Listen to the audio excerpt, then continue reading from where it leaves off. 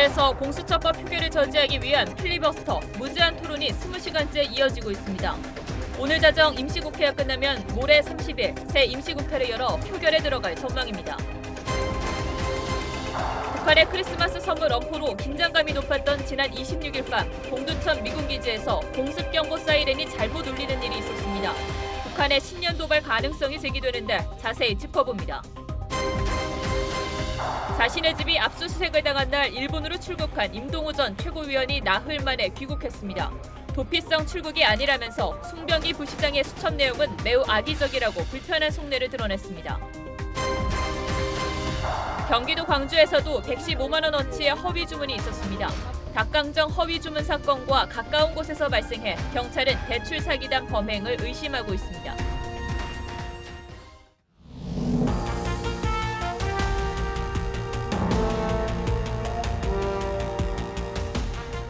여러분 안녕하십니까. 어제 이어 오늘도 국회가 난리통입니다. 어제는 여당 주도로 선거법이 강행 처리됐고 오늘은 공수처법에 대한 무제한 토론이 이 시간 현재 진행 중입니다. 선거법 때처럼 여당 의원들도 필리버스터에 가세하고 있는데 국회에 나가 있는 취재기자 연결해 보겠습니다. 자, 황정민 기자, 어제 같은 몸싸움은 아직 없나 본데 오늘은 어떤 말싸움이 오가고 있습니까? 네, 오늘은 여야가 몸이 아닌 말로 날선 공방을 벌이고 있습니다. 지금은 더불어민주당 송기현 의원이 12번째로 공수처법 찬성 토론을 진행하고 있습니다. 어젯밤 9시 30분쯤부터 현재까지 22시간가량 계속되고 있는 건데요. 주말인데다 선거법 때보다 하루 짧은 1박 2일간의 필리버스터라서 본회의장은 다소 썰렁한 분위기입니다. 현재 여야 의원 10여 명 정도만 본회의장에 앉아 있습니다. 선거법 필리버스터 때와 달리 큰 고성은 오가지 않았는데 한국당 의원들은 정부 여당이 자신들의 권력형 비리 수사를 덮기 위해 민변 출신으로 채워질 공수처 설치를 강행하고 있다고 비판했습니다. 반면 더불어민주당은 비대해진 검찰 권력을 견제하기 위해 공수처가 필요하다고 주장했습니다. 자, 다음 주 월요일에 본회의가 소집이 됐던데 공수처법 표결이 그날 진행이 되는 겁니까? 네, 그렇습니다. 이번 임시국회 회기는 오늘 자정에 끝나고 필리버스터도 자동 종료됩니다. 문희상 국회의장은 모레 30일부터 새 임시국회를 소집하겠다고 공고했습니다. 민주당과 범여권이 참여하는 4+1 협의체는 이날 바로 공수처법 처리를 시도할 것으로 보입니다. 한국당은 공수처법 표결도 선거법과 마찬가지로 무기명 투표를 요구할 방침입니다. 한국당 심재철 원내대표는 오늘 바른미래당 당권파와의 물밑 접촉을 통해 4+1 협의체 흔들기에 주력하는 모습입니다. 문희상 국회의장을 국회법 위반으로 헌법재판소에 권한쟁의 심판을 청구하고 검찰에 고발하기로 했습니다. 지금까지 국회에서 TV조선 황정민입니다. 자, 그렇다면 공수처법이 월요일에 처리될 수 있을지 그걸 좀 짚어보죠. 공수처법이 선거법처럼 강행 처리된다면 검찰권을 능가하는 권한을 주게 됩니다. 4+1 협의체가 수정안을 만들면서 제대로 된 토론도 안 한 게 지금 문제인데 그 흑폭풍이 조금씩 나타나고 있습니다. 법여권 내부에서도 문제 있는 법이다 이런 말들이 나오고 있다고 합니다. 당 지도부가 표단속을 하려는 모양인데 잘 될지 모르겠습니다. 이태희 기자가 법여권 내부 상황을 들여다봤습니다. 어제 열린 민주당 비공개 의원총회에서 공수처법에 대한 문제 제기가 나왔습니다. 검사 출신 민주당 조응천 의원은 공수처법 내용이 과하다면서 공수처가 수사와 기소를 함께하는 것도 문제라고 지적한 것으로 알려졌습니다. 또 다른 의원들도 너무 막강한 권력, 토론이 부족했다고 반발했습니다. 4+1 협의체에 참여한 바른미래당 당권파에서도 공수처 반대 입장이 나왔습니다. 위헌 소지가 많다는 지적을 우리 국회는 새겨들어야 할 것입니다. 공수처법에 대해서는 반대 입장이라는 점을 분명하게 말씀드립니다. 박주선, 김동철 의원도 공수처법에 반대한다고 밝혔습니다. 민주당은 당초 4+1 협의체의 친여권 무소속 의원들 합친 166표로 패스트트랙 법안 통과를 노렸습니다. 하지만 어제 선거법 표결에서 10명의 이탈표가 나왔습니다. 공수처법의 경우 반대 의견을 공식적으로 밝힌 의원들이 있는 만큼 의결 정족수인 148석을 넘기지 못할 수도 있다는 말이 나옵니다. 민주당은 주말 사이 표 단속을 위한 물밑 작업을 진행 중인 것으로 알려졌습니다. TV조선 이태희입니다. 선거법도 좀 더 짚어볼 게 있습니다. 지독한 밥그릇 싸움이다 이런 비판을 받았던 게 바로 준연동형 비례대표제죠. 이 조항을 넣고 통과까지 시킨 게 바로 민주당입니다. 그런데 민주당이 비례정당 창당 문제를 놓고 이 소가리를 하고 있다고 합니다. 한국당이 별도의 비례정당을 만들면 제1당을 내줄 수도 있다 이런 고민 때문인데 과연 민주당 이걸 지켜보고만 있을까요? 최지원 기자가 민주당 내부 분위기를 취재했습니다. 더불어민주당은 자유한국당의 비례대표용 위성정당 창당은 꼼수라는 입장입니다. 연동형 비례대표제 도입의 이유가 된 표의 등가성을 오히려 훼손시키는 것이며 하지만 총선을 앞두고 민주당이 입장을 바꾸는 것 아니냐는 전망도 나옵니다. 비례대표 47석 중 30석을 연동률 50%로 하는 바뀐 선거법을 적용하면 지난 20대 총선 결과를 기준으로 자유한국당의 정당 득표율을 위성정당과 절반으로 나눌 경우 한국당이 민주당을 꺾고 제1당을 차지하게 됩니다. 정치권에선 민주당이 당장은 정의당 등 반발에 부딪혀 반대 입장을 고수하지만 한국당의 1당 탈환을 막겠다는 명분으로 전략을 바꿀 수도 있다는 분석이 나옵니다. 군소정당의 협조가 필요한 공수처법 처리와 정세균 국무총리 후보자, 추미애 법무장관 후보자 인사청문회 직후인 1월 말쯤 비례민주당이 나올 거란 전망도 나옵니다. 한국당은 소수정당 보호를 명분으로 선거법 개정을 강행해놓고 비례민주당을 만든다면 말도 안 되는 자가당착이라고 비판했습니다. 비례민주당 당명은 어제 선관위에 등록됐는데 민주당은 관련 없는 일이라고 했습니다. TV조선 최재원입니다. 이 전 국민이 다 보는 앞에서 몸싸움을 하는 게 창피해서 만든 법이 있습니다. 이른바 국회 선진화법이죠. 하지만 이 선진화라는 말이 무색하게 지난 1년간 우리 국회는 무법천지 정글 같았습니다. 최악의 국회라는 평가를 받았던 19대 국회를 넘어서 구제불능이라는 말까지 듣고 있는 바로 20대 국회에 오늘의 포커스를 맞췄습니다. 멱살잡이는 기본. 왜 멱살을 잡아? 바닥을 나뒹구는 6탄전까지. 정말 더 이상 이래선 안 되겠다. 그래서 2012년 도입한 것이 바로 국회 선진화법입니다. 여야 어느 일방의 법안 강행 처리를 확 줄여 몸싸움의 빌미를 없애고 그런데도 몸싸움을 하면 처벌한다는 법을 따로 마련한 것이죠. 그런데 선진화법이 적용된 올해는 왜 이럴까? 시작은 지난 4월. 민주당이 한국당을 뺀 채 교섭단체도 아닌 군소정당 4곳과 연합해 선거법과 공수처법을 신속 처리안건으로 지정하면서 갈등이 시작됐습니다. 신속 처리안건 지정을 위해선 상임위 의원 60% 이상의 찬성이 필요합니다. 손학규 바른미래당 대표가 선거법에 반대하던 오신환 의원을 법사위에서 교체하는 과정에서 불법 사모임 논란이 불거졌습니다. 다른 뒷구멍으로 의사국장을 만나서 결재한다는 문희상 의장의 이런 행태는 정말 도저히 오 의원 대신 상임위에 들어가게 된 최이배 의원을 한국당 의원들은 막아섰습니다. 창문을 뜯어서라도 나갈 수 있도록 지금 경찰과 소방에게 요청을 하려고 합니다. 이후 꼬일 대로 꼬인 여야 관계는 삭발과 단식, 장외 집회, 예산안 강행 처리, 그리고 선거법, 공수처법의 표결을 둘러싼 극한 대립으로 이어졌죠.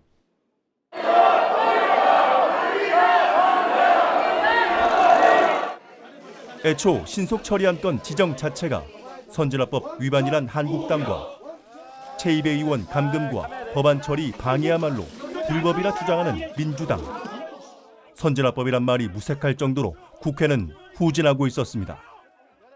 어제 통과된 선거법과 표결을 앞둔 공수처법 모두 애초 신속 처리 안건에 올라왔던 원안과 크게 달라진 것도 논란입니다.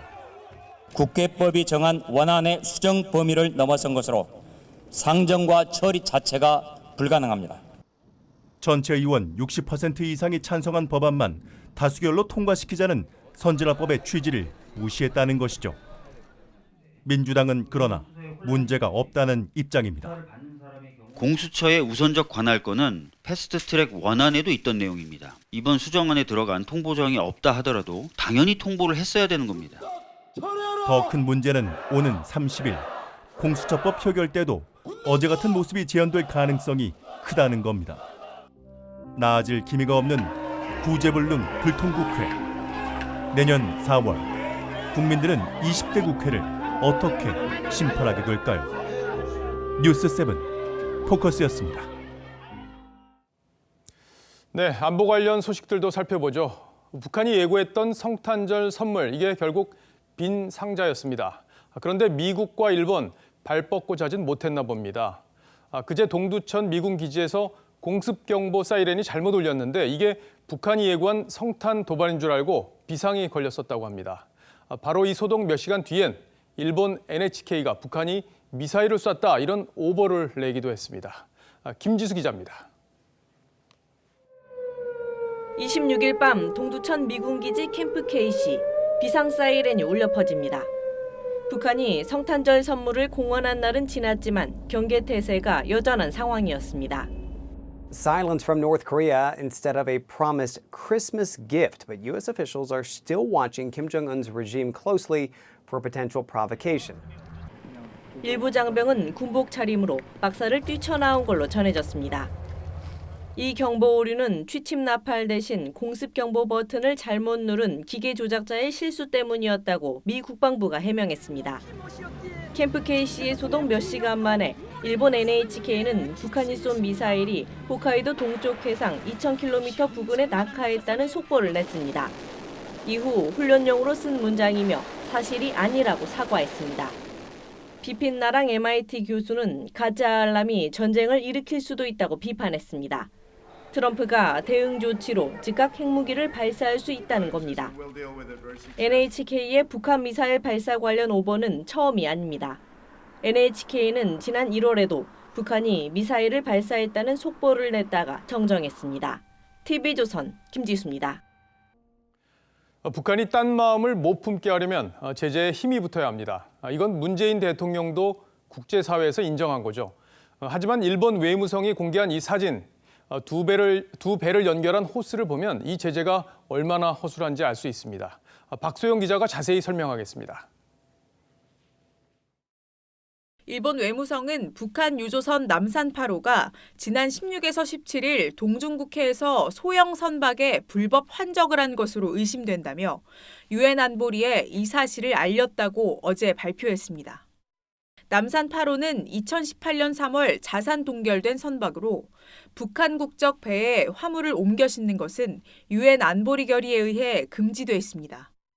외무성에 따르면 해상자위대 초계기는 남산 8호가 16일 낮 동중국해 공해상에서 선적을 할 수 없는 작은 선박에 호스를 연결하고 있는 것을 발견했습니다. 남산 8호는 다음 날인 17일 오전에도 같은 곳에서 환적을 한 것으로 추정됩니다. 외무성이 북한 선박의 환적을 적발해 발표한 건 15번째로 일본 정부는 해상자위대를 투입해 선박에 대한 정보 수집을 강화하고 있습니다. 북한 남포항에서도 석탄이나 유류를 싣고 내리는 모습이 최근까지 포착되는 등 유엔 안보리 대북 제재가 느슨해졌다는 지적이 일고 있습니다. TV조선 박소영입니다. 크리스마스를 넘기면서 북한의 신년 도발 가능성이 점쳐지고 있습니다. 미 행정부가 북한을 향한 군사력 과시를 승인했다 이런 보도도 나왔는데 이런 상황에서 미국은 항공모함까지 이동시킨 것으로 확인됐습니다. 어떤 의미인지 지금부터 자세히 뜯어보겠습니다. 오늘은 신인균 자주국방 네트워크 대표와 함께합니다. 자, 어서 오십시오. 네. 자, 행정부 관리가 군사력 과시를 사전 승인했다 이렇게 CNN이 보도했는데 이게 어떤 의미가 있는 겁니까? 현장 지휘관이 판단할 때 이것은 도저히 여격을 해야 되겠다. 그러면 여격을 하고 또 이것이 무력 시위를 해야 되겠다. 그러면 무력 시위를 하고 이런 것들을 일일이 백악관에 알아보지 말고 즉각 가장 효율적인 군사적 조치를 현장에서 판단해서 하라라고 하는 것을 아주 폭넓게 허락을 해줬다. 사전 조치해줬다라고 보시면 되겠습니다. 예, 이게 뭐 정부에서 공식적으로 나온 입장이 아니라 이제 언론 보도를 통해서 나왔기 때문에 아직까지 확인된 단계는 아니라는 걸 시청자 여러분들 감안하셔야 될 것 같고요. 그렇다면 결국엔 이런 흐름이라면 지금까지 이제 한미 연합 훈련들이 중단되거나 축소가 되어 왔단 말이에요. 그러면 이제 새해부터는 또 다른 훈련들이 지금 일정이 잡혀 있는데 이런 것들은 예정대로 정규 훈련으로 진행될 수 있다 이렇게 봐야 될까요? 과거 우리가 이제 많이 들어봤죠. 키 리졸브 훈련, 독수리 연습, 일찍 프리덤 가디언 이런 거 많이 들어봤는데 사실 이제 9.19 남북 군사 합의 이런 것들로 인해서 이게 이제 축소되고 또 폐지되고 이름이 바뀌고 이제 이런 식으로 바뀌었습니다. 그런데 김정은 북한 국무위원장이 가장 두려워하는 것이 이런 한미연합 군사 연습이고 그것을 대규모로 하는 건데 북한의 도발이 된다면 미국은 그 도발을 모멘텀으로 해서 이 한미연합 군사 훈련을 대규모로 다시 재개할 수가 있습니다. 그런데 연합훈련이 재개가 된다면 북한과 협상이 사실상 어렵게 된다 이렇게 좀 판단해 볼 수 있는데 그렇다면 트럼프 대통령 입장에서는 이제 재선을 앞두고 있단 말이에요. 결과적으로 이런 것들이 부담이 되지 않을까 이런 생각도 해볼 수 있겠어요. 트럼프 대통령이 협상을 하고 싶다라고 해서 협상을 할 수 있는 상황은 아니에요. 왜냐하면 김정은 스스로가 이 신년사에서 어떤 식으로 천명할 것이냐 그리고 노동당 전원회의에서 어떤 식으로 결정해서 공식 천명할 것이냐 여기에 따라서 북한의 입장은 완전히 내년 한 해 그런 쪽으로 그냥 전진할 것으로 봅니다. 그래서 트럼프 대통령이 대선에 이 북한 문제를 활용하고 싶다면 오히려 더 강경한 모습을 보일 필요가 있다. 왜? 북한이 강경하게 나오기 때문에 저는 그렇게 봅니다.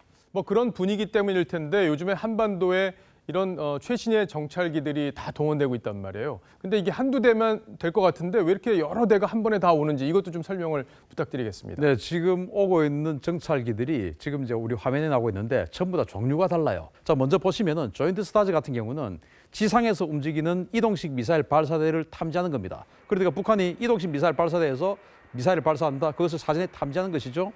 그리고 글로벌 호크 같은 경우는 그런 것들을 사진을 찍습니다. 또 이 코라볼 같은 경우는 북한이 미사일을 쏘면 그 미사일의 궤적을 완전히 실시간으로 추적해가지고 미사일 요격 시스템하고 연동을 시켜줍니다. 그리고 리벳 조인트 같은 경우는 그런 것들이 통신을 전부 다 감청을 해가지고 언제 쏠 건지 또 쏘고 나서 어디로 궤적이 날아가는지 이런 것까지 전부 다 파악할 수 있는 정찰기거든요. 그러니까 이 모든 것들이 사실은 한 세트라고 봐야 됩니다. 예, 근데 정찰기도 그런데 항공모함까지 움직이고 있다. 이건 좀 심각한 얘기 아닙니까? 이건 정말 심각한 이야기예요. 지금 에이브람 링컨 항공모함이 동북아시아에 와 있는 것으로 지금 확인되고 있거든요. 지금 이제 이 사진이 바로 미 해군에서 공개를 한 사진인데 이게 에이브람 링컨 항공모함이고 불과 며칠 전까지만 해도 호르무즈 해협, 즉 이란 앞바다에서 이란을 압박하고 있던 그 항공모함인데 불과 며칠 만에 지금 남중국해에 나타났습니다. 그래서 남중국해에 나타났고 미 해군의 자료에 따르면 어디로 가는지는 확인해 줄 수 없다. 이렇게 이야기를 했거든요. 그런데 남중국해에서 우리 한반도까지 이 항공모함의 속도라면 불과 하루 반나절이면 옵니다. 그러니까 전면전을 할 수도 있는 그런 전력이다 이렇게 보시면 되겠습니다. 근데 북한의 도발이 지금 ICBM이 아니라 위성 쪽으로 좀 옮겨가는 분위기예요. 네. 미국은 이에 대해서 어떻게 대응할지 정리를 좀 해주시죠. 만약에 이번에 북한이 탄도미사일 쏘지 않고 통신위성을 쏘고 그것이 정말로 궤도에 들어간다면 미국 입장에서는 이것은 실제적인 위협이 되는 것입니다. 왜냐? 탄도미사일 쏘는 단계를 한 단계 밟은 상태이기 때문에 여기에 대해서는 미국이 굉장히 강한 압박을 할 가능성이 높습니다. 예, 아직까지는 미국과 북한 간의 협상 공간, 외교적 협상 공간이 남아 있기 때문에 김정은 위원장이 어떤 신년사 계획을 밝힐지 이걸 유의 깊게 지켜봐야 할 것 같습니다. 지금까지 신인균 대표였습니다. 잘 들었습니다.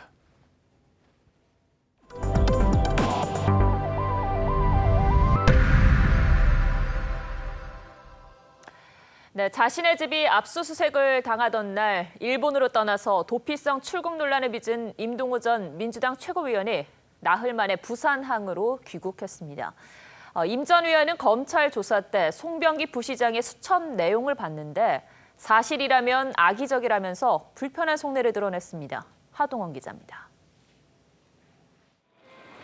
임동호 전 더불어민주당 최고위원이 부산항 국제여객터미널에 도착합니다. 임 전 최고위원은 검찰이 자신의 자택을 압수수색한 날인 지난 24일 일본으로 떠났습니다. 임 전 위원은 검찰 수사를 피하기 위한 것이 아니라 이미 예정된 일정이었다고 해명했습니다. 교민 얘기도 듣고요. 그건 평소에 제가 하던 일이니까 저 관련 부분도 이제 거기 계신 분들하고 같이 저 거치 문제. 임 전 최고위원은 검찰 조사 과정에서 송병기 울산시 경제부시장의 업무 수첩을 봤다고 말했습니다. 수첩에 적힌 중앙당과 청와대 임동호 제거, 송철호 체제로 정리에 대해선 있을 수 없는 선거 전략이라고 비판했습니다. 그 송병기 수첩대로라고 하면 아까 말씀처럼 굉장히 악의적이고 있을 수 없는 선거 전략이기 때문에 제가 기회가 되면 만나서 물어보고 싶습니다. 또 한병도 전 청와대 정무수석 등이 일본 고베 총영사 자리를 제안한 것은 경선 포기 대가가 아닌 친구로서 한 이야기에 불과하다고 말했습니다. 검찰은 조만간 임 전 최고위원을 불러 조사할 예정입니다. TV조선 하동훈입니다. 검찰이 청구한 송병기 부시장의 구속영장에 청와대 관계자들이 공범으로 적시돼 있다고 어제 전해드렸는데 그 인물이 백원우 민정비서관, 이광철 선임행정관 등인 것으로 확인됐습니다. 그리고 송 부시장은 울산시 내부 자료를 몰래 빼낸 혐의도 추가로 받고 있습니다. 최민식 기자가 보도합니다. 송병기 울산시 경제부시장의 구속영장에 공범으로 적힌 청와대 인사는 6.13 지방선거 당시 청와대 민정수석실에서 근무한 백원우 민정비서관, 이광철 선임행정관, 문모 행정관 등입니다. 송 부시장은 김기현 전 울산시장 측근 비위 첩보를 문 행정관에게 전달한 혐의를 받고 있습니다. 이 첩보가 민정수석실 등을 거쳐 경찰에 전달됐고 울산경찰청이 수사에 착수한 근거가 됐습니다. 청와대가 조직적으로 선거에 개입했다고 판단한 검찰은 청와대 인사들과 송철호 울산시장 등도 공직선거법을 위반했다고 보는 겁니다. 행정부처를 총동원해 민주주의의 꽃인 선거를 짓밟은 선거 테러입니다. 공직선거법 공소시효를 감안할 때 송 부시장이 선거에 개입했던 2017년 하반기 당시엔 공직에서 물러난 뒤로 일반인의 선거법 위반 공소시효는 선거가 있던 날부터 6개월에 불과합니다. 하지만 공무원을 도운 일반인 공범도 공무원과 같은 공소시효 10년이 적용됩니다. 때문에 송 부시장을 당시 공무원이었던 백 전 비서관 등의 공범으로 적은 겁니다. 송 부시장은 송철호 캠프의 전신인 공업탑 기획위원회 시절 울산시 내부 문건을 미리 입수해 선거 공약을 세우는가 하면 선거 뒤에는 위원회 관계자 A씨를 채용하기 위해 내부 자료를 유출한 혐의도 받습니다. 검찰은 선거 개입 의혹의 핵심 인물로 떠오른 송 부시장의 신병을 확보하는 대로 공범으로 적시된 청와대 인사들에 대한 수사도 속도를 낼 방침입니다. TV조선 최민식입니다. 대표적인 진보 농객인 진중권 전 동양대 교수가 친문 세력을 향한 작심 발언을 이어가고 있습니다. 유시민 이사장과 설전을 벌이더니 오늘은 대통령 주변에 간신이 너무 많다. 검찰 수사는 암세포를 제거하는 수술과 같다라고 했습니다. 공개 토론도 제안했습니다. 이채린 기자입니다. 진보 농객 진중권 전 교수는 오늘 하루 장문의 SNS 글을 4개 올리면서 이른바 친문 세력에 대한 비판의 수위를 높였습니다. 이들을 공적 권력을 사유화해 이득을 챙기는 쓰레기, 물 만난 고기, 간신에 빗대며 원색적인 표현으로 비난했습니다. 특히 윤석열 검찰총장은 정권에 기생하는 암세포를 제거하는 중이라며 암세포는 빠른 시일 안에 수술해야 한다고 했습니다. 청와대가 조국 전 법무부 장관의 영장 기각문을 확인하지도 않고 죄질이 나쁘다는 표현이 없었다고 밝힌 것에 대해선 여론조작 프레이밍 작업을 한 거라고 주장했습니다. 조 전 장관은 장기판 위에 놓인 말에 불과하다며 감찰 중단 압력을 넣은 사람들이 주범이라고도 했습니다.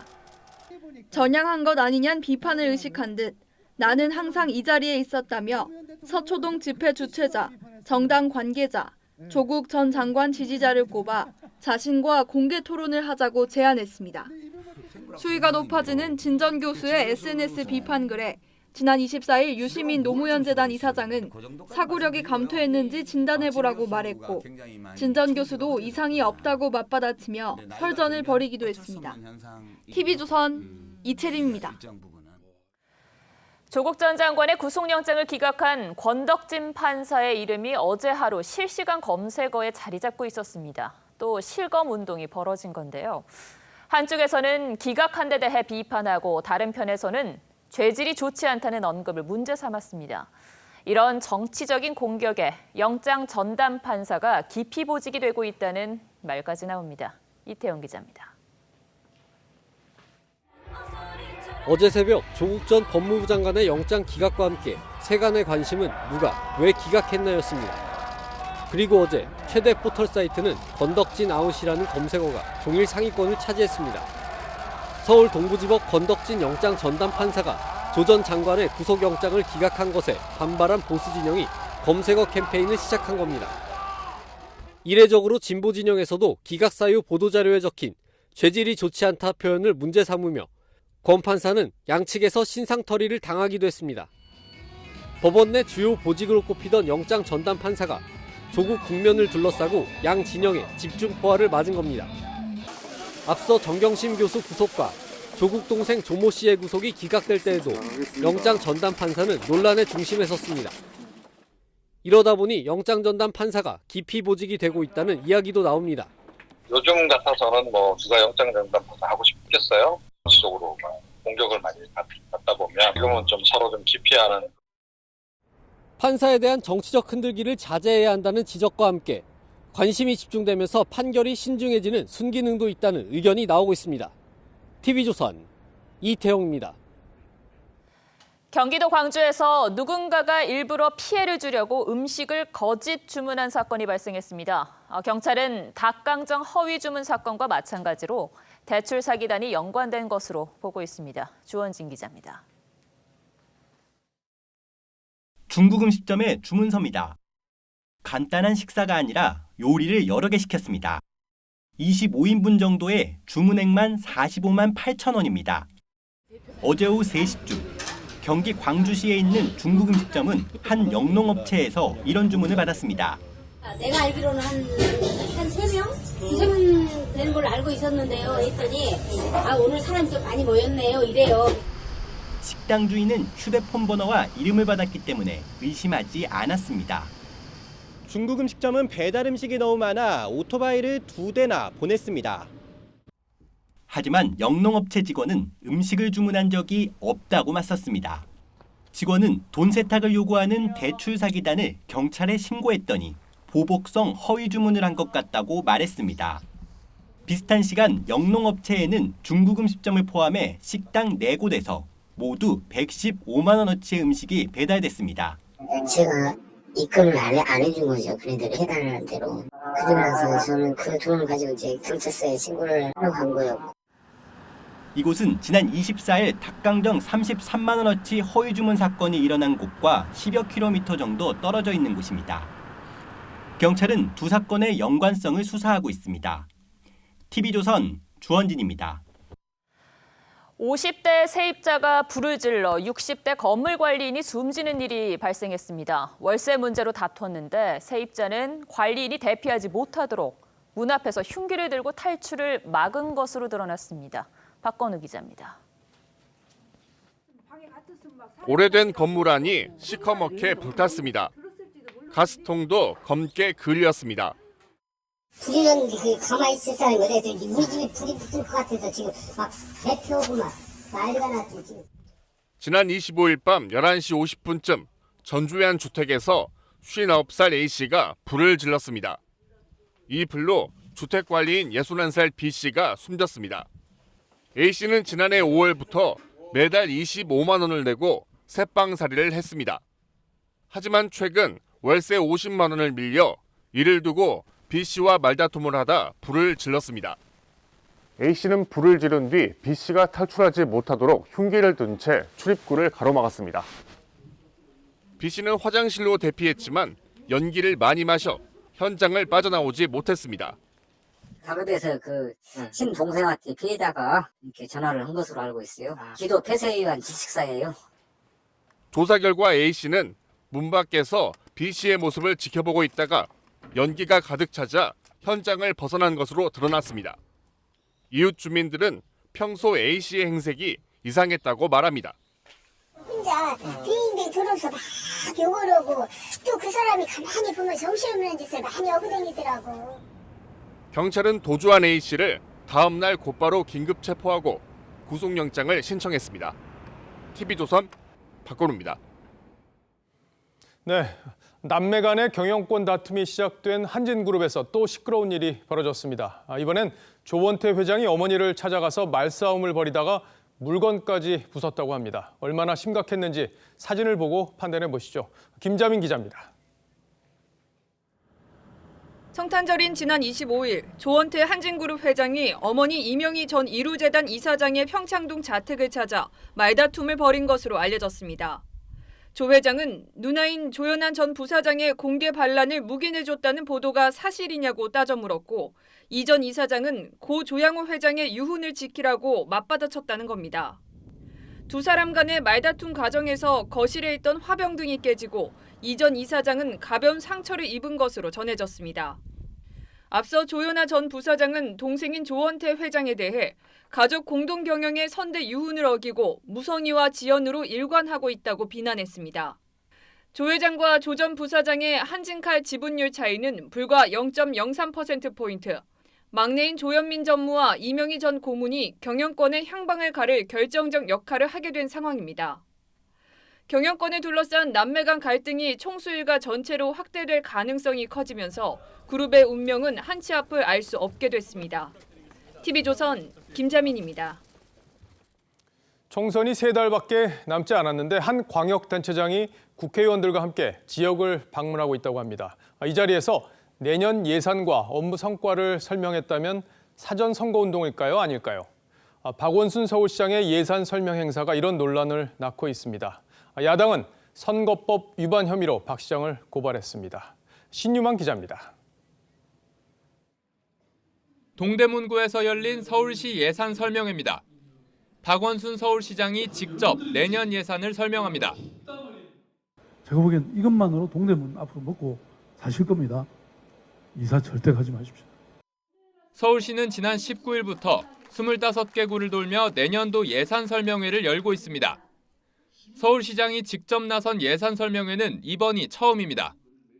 보고드린다는 것은 너무나 당연한 일이고 여러분들은 보고받을 권리가 있는 것입니다. 그렇죠? 그런데 이 자리에서 박 시장은 청년주택과 공공도서관 등 주요 시정 성과도 홍보했습니다. 민주당 국회의원과 시의원들도 대거 참석하면서 선거법 논란이 불거졌습니다. 한국당은 지난 23일 박 시장을 검찰에 고발했습니다. 예산 설명회라는 빌미로 사실상 더불어민주당 후보들의 선거 운동을 해주고 있는 것입니다. 서울시는 선관위에서 문제가 없다는 답변을 받았다며 전형적인 정치 공세라고 반박했습니다. 하지만 행여나 선거법에 저촉될까 조심하는 모습이 역력합니다. 구청장 절대 인사말을 하면 안 된다는 거예요. 여기 중앙선관위, 서울시 선관위에서 전부 나와가지고 하기 때문에. 서울시는 논란이 일자 앞으로는 현직 의원이 설명회에 참석하더라도 소개하지 않겠다고 밝혔습니다. TV조선 신유만입니다.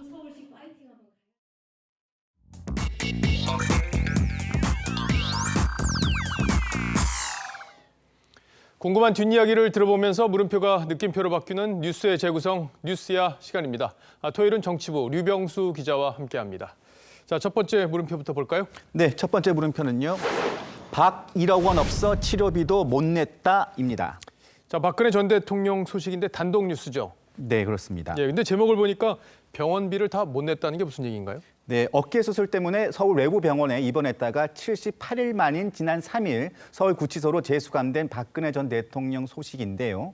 병원 측과 박 전 대통령 측이 알아보니 어깨 수술비와 입원비를 합쳐서 1억 1천만 원 정도인데 이걸 내지 못하고 있다는 겁니다.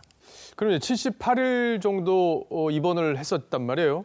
근데 그거 치고는 금액이 좀 많다 이런 생각이 좀 들어요. 병실 사용료가 가장 많이 나왔습니다. 하루에 160만 원 정도인데요. 수감자 신분인 박 전 대통령의 경우 감호하는 구치소 직원이 상주하기 때문에 1인실이지만 구치소 직원들이 쉴 수 있도록 30평형 병실에 있었습니다. 근데 보통 이 전직 대통령들은 예우 관련 법에 따라서 입원비, 치료비 이런 것들이 나올 텐데 박 전 대통령은 대상이 아니군요. 임기 도중 탄핵을 당했기 때문에 전직 대통령 예우는 없습니다. 결국 박 전 대통령 개인이 모두 부담해야 합니다. 또 박 전 대통령 재산이 법원 판결로 압류됐기 때문에 융통할 돈도 없다고 합니다. 자, 그러면 박 전 대통령의 재산 규모 그리고 벌금, 추징금 이게 얼마나 되는지도 좀 따져봐야겠어요. 네, 삼성동 옛집을 67억 5천만 원에 팔아서 내곡동에 새 집을 28억 원에 매입했습니다. 다른 비용 등도 지출하고 남은 잔금이 30억 원 정도인데 국정농단으로 벌금 200억 원, 국정원 특활비 소수로 추징금 27억 원이 선고된 상태라서 전 재산이 추징 보전 조치돼 있습니다.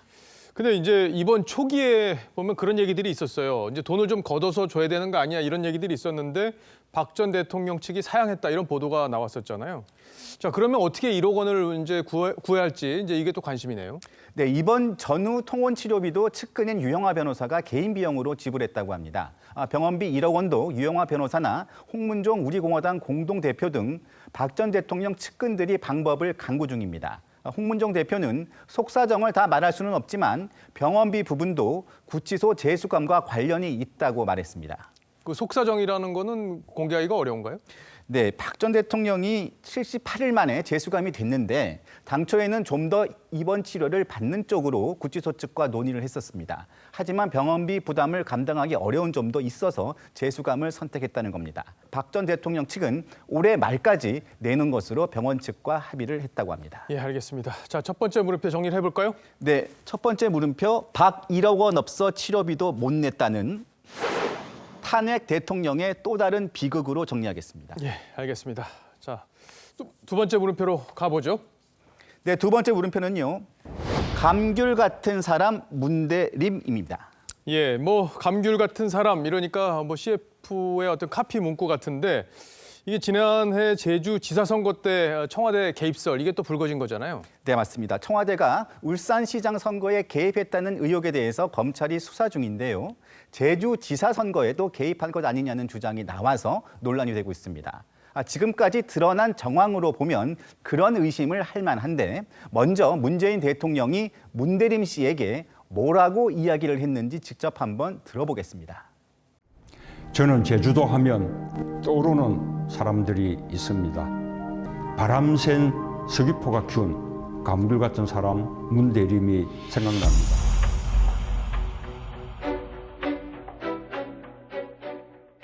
근데 제주도에서 감귤 같은 사람 이렇게 얘기하면 사실 그보다 좋은 칭찬이 없을 것 같아요. 근데 어쨌든 저 정도로 대통령이 얘기했다. 이거는 분명히 좀 뭔가 밀어주겠다는 의지가 담겼다 이렇게 볼 수도 있겠어요. 네, 그렇습니다. 앞서 보신 영상은요. 2016년 국회의원 총선 출마를 앞두고 열린 문대림 씨 출판 기념회 당시 문재인 민주당 대표가 보낸 겁니다. 또 두 번째 영상은요. 2018년 4월 초에 제주지사 민주당 경선이 한창일 때 청와대가 문 대통령과 당시 문 예비 후보의 사진을 청와대 홈페이지 초기 화면에 올린 겁니다. 문 씨는 시차가 있는 해당 영상을 편집해서 경선 과정에서 적극 활용했고요. 경쟁자였던 김우남 전 의원은 문심을 악용한 불공정 경선이라고 반발했었습니다. 근데 결국 저때 경선에서 문대림 씨가 이 3선 의원이었던 김우남 전 의원을 꺾고 경선에서 일단 승리를 한 거죠. 네, 문대림 씨는 문재인 청와대 초기 제도 개선 비서관으로 출신으로 2012년 18대 대통령 선거 당시에는 제주 경선 총책임자로 본격적인 인연을 맺었습니다. 특히 문재인을 재수시켜서 대통령으로 만들기 위한 모임이라는 재수회와 성격이 비슷한 이수회 멤버이기도 했습니다. 두 사람이 얼마나 가까웠는지 김정숙 여사가 등장하는 문대림 후보 당시 사무실 개소식 홍보 영상이 있는데요. 함께 보시겠습니다.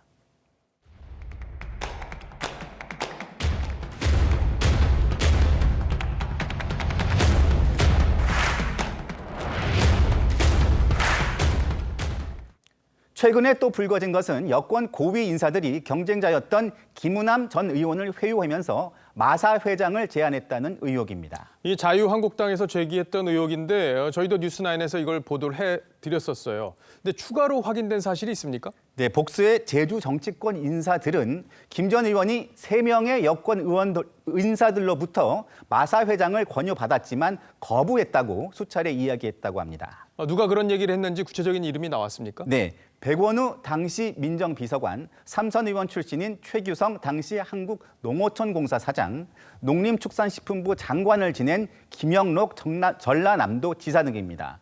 그래서 제가 최규성 전 의원과 김영록 지사에게 확인을 했습니다. 김 지사는 지방선거 훨씬 이전에 김 전 의원에게 당신이 마사 회장 적임자가 아니냐고 이야기를 한 적은 있는 것 같다고 말했고요. 두 사람 모두 공통적으로는 경선 포기를 대가로 자리를 거론한 적이 없다는 취지로 의혹을 부인했습니다. 백원우 전 비서관은 연락이 닿지 않았습니다. 그런데 이제 울산시장 선거 때도 보면 임동호 전 최고위원이 울산시장 경선 포기 대가로 뭐 자리를 제안받았다. 뭐 본인들은 그게 아니다 이렇게 좀 부인하고 있는 상황인데 그쪽 상황하고 좀 비슷한 것 같아요. 검찰이 이제 수사를 할지 말지는 이제 좀 더 지켜봐야 될 것 같고요. 자, 두 번째 물음표 정리를 해볼까요? 네, 두 번째 물음표 감귤 같은 사람 문대림은요. 청 개입 의혹 감귤 지역으로 확대로 하겠습니다. 예, 김은남 전 의원이 다음 달 16일에 기자회견을 한다 이런 얘기가 있으니까 그걸 결과를 잘 지켜봐야겠습니다. 자, 류병수 기자 오늘도 잘 들었습니다.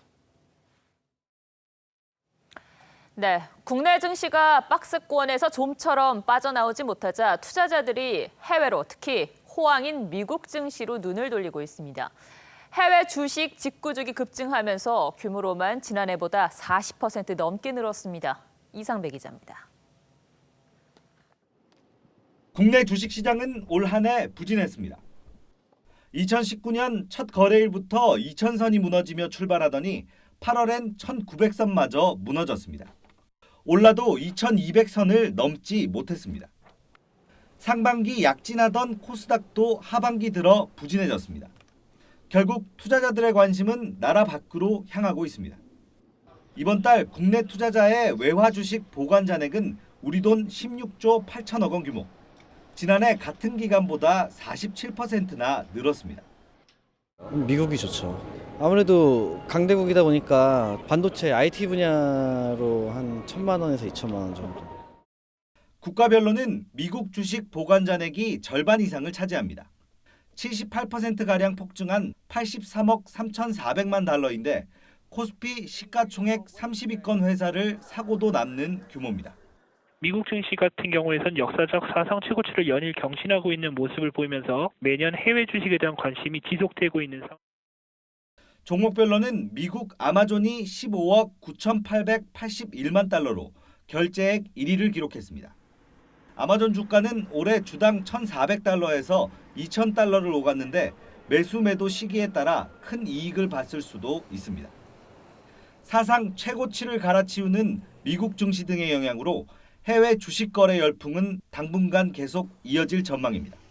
TV조선 이상배입니다.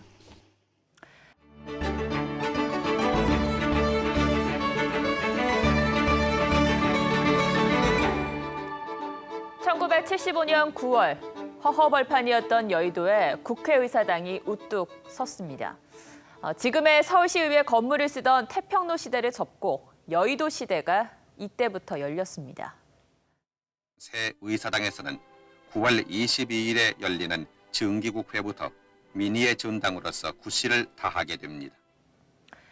의사당 건물에는 여러 의미가 배어 있습니다.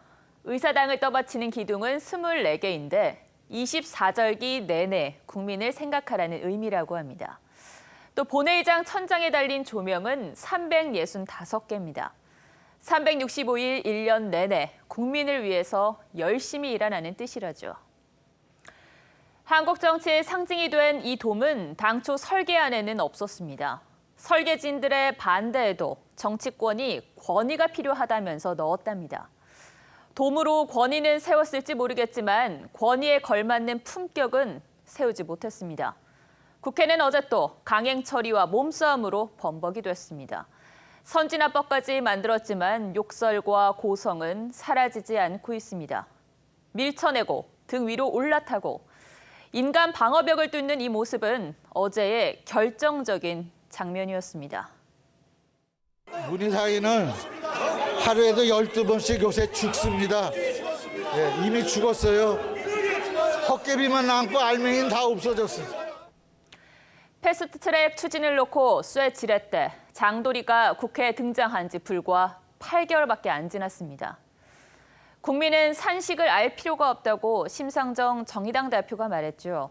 네, 새 선거법의 개선법이 워낙 복잡해 내용을 정확히 아는 국민은 많지 않겠지만 여야의 저 다툼이 밥그릇 싸움인 것만은 확실히 알 겁니다.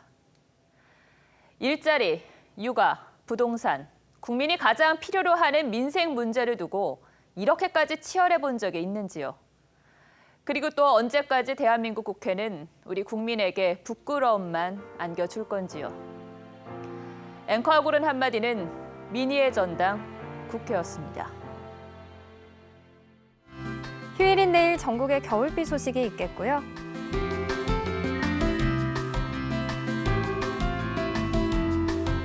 이후에는 강력한 세미 탄파가 찾아온다네요.